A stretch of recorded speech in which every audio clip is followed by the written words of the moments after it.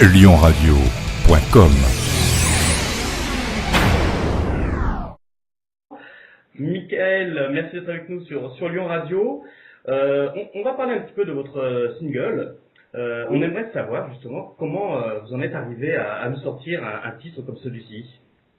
Écoutez, ça fait 5 mois que je bosse en studio depuis le mois de janvier. Je suis DJ depuis maintenant, on va dire officiellement depuis 1 an, je tourne dans les clubs.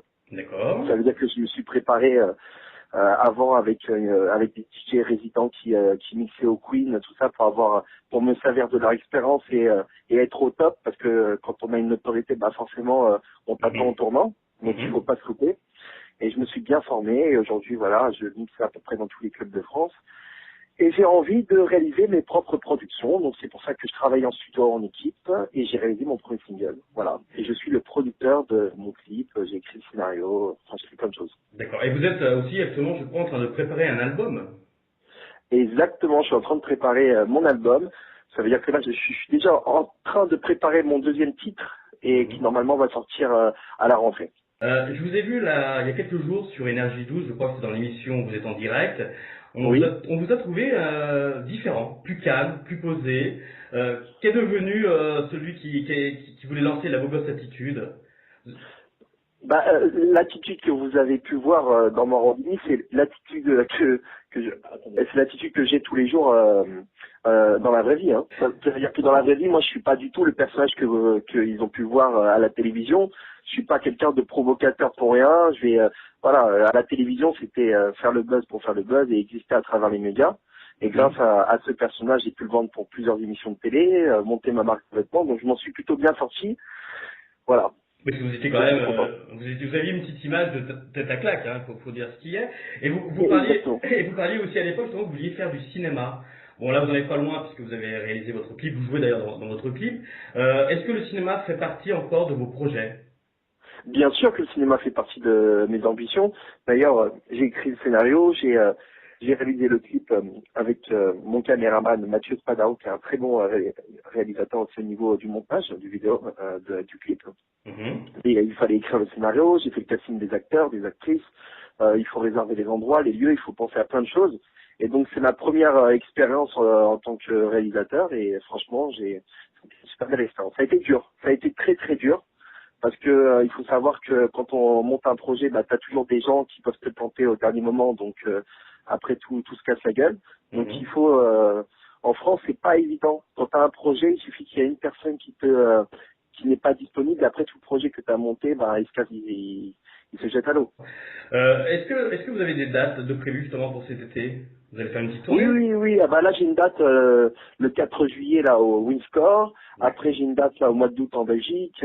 J'ai pas mal de dates qui commencent à se mettre en place. Donc j'ai une grosse équipe derrière moi mais on est assez sélectif, hein, donc ça veut dire qu'on fait pas tous les clubs comme ça. En 2012, vous souteniez Nicolas Sarkozy pendant l'élection présidentielle et vous aviez annoncé dans la presse que vous vouliez quitter la France. Qu'en est-il aujourd'hui?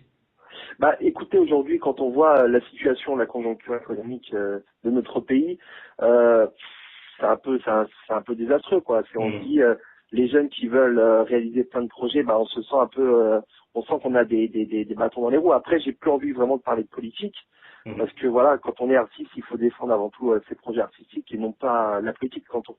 Maintenant, la politique ne m'intéresse plus vraiment d'en discuter. En tout cas, pas pour le moment. D'accord. C'est vrai que l'année dernière, vous vouliez vous lancer un petit peu là-dedans. Hein. Je crois que vous aviez annoncé que vous souhaitiez justement faire un petit peu de politique.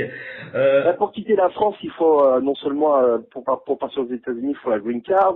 Il faut et c'est pour ça que je suis en train de préparer tranquillement. Je vais rester en France. J'aime la France, mais moi je me sens. Il y a tellement de pays à découvrir, il y a tellement d'endroits magnifiques à découvrir qu'il n'y a pas que la France, quoi. Il faut arrêter d'être. Voilà. Que pensez-vous des petits clones qu'on voit en ce moment apparaître comme des petits clones de Michael Vendetta, hein, comme Dorian Rossini?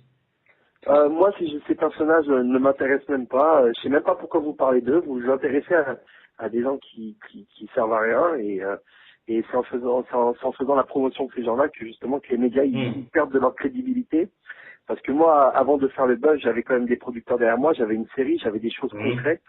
Et c'est vrai que là, vous parlez de personnages qui n'ont pas de concret, donc ça m'intéresse pas de parler d'eux. D'accord, donc pour vous, c'est pas des clones, quoi, en fait. Voilà, c'est des pâles copies. ce sont des mauvaises copies de ce que vous aviez fait, vous, il y a quelques années en Bah, arrière. les médias mettent en valeur des gens qui servent à rien. Alors, donc, si vous voulez continuer, enfin, c'est pour ça que je regarde plus trop la télé, parce que quand on voit ça à la télé, tu te dis c'est pas possible, et on nous prend vraiment pour des cons. Bon. Qu'est-ce que vous regardez, Michael, justement, à la télévision? Alors, personnellement, je regarde pas la télé. Alors ça, c'est véridique. Elle m'ennuie beaucoup. Mhm. J'y passe, je fais le buzz et tout ça, mais je trouve que la télé, de plus en plus, elle est devenue... c'est toujours la même chose, et il y a tellement d'émissions de divertissement, que ce soit Touche pas à mon poste, Morandini, Canal+, Le Grand Journal, Le Petit Journal, qu'au final, on ne sait pas laquelle vraiment choisir, on n'a pas vraiment de préférence, tout le monde parle un peu du même sujet, donc ça devient lassant. Moi, je préfère lire des livres, voilà, je préfère lire. Bon, et puis vous concentrez sur la préparation de votre album et puis de vos futurs projets. En dehors de la musique, d'autres projets? J'ai toujours mon projet de développer ma marque de vêtements qui fonctionne bien, et donc là on va et là, c'est en train de préparer l'ouverture d'une boutique, donc on va voir où je vais l'ouvrir. J'ai peut-être envie de l'ouvrir déjà à l'étranger, parce que voilà, j'ai envie d'aller dans un pays où la conjoncture économique elle est qui a une croissance, pas une récession. Et les jeunes aujourd'hui ils n'ont plus trop d'argent, une fois qu'ils ont payé leur loyer, leur voiture, leur téléphone, à la fin ils n'ont plus rien. Voilà, donc Bon. En tout cas, Michael, on vous souhaite plein de bonnes choses pour cet été et puis pour la sortie de l'album qui est prévue, je crois, début 2014. oui, oui, on va dire ça, ouais, cette date-là, voilà, à peu près. On aura peut-être l'occasion de vous revoir de nouveau sur Lyon Radio. Michael Gambetta, merci beaucoup. Et je vous invite surtout à aller écouter mes podcasts Mimix sur iTunes. Ils sont vous pouvez les télécharger gratuitement, comme ça vous pouvez voir ce que je joue en club. Eh bien écoutez, le message est passé. Michael, merci beaucoup, à bientôt. Merci à vous, et puis passez une bonne journée. Merci pareillement, au revoir. Au revoir, salut, au revoir. Au revoir, salut, au revoir.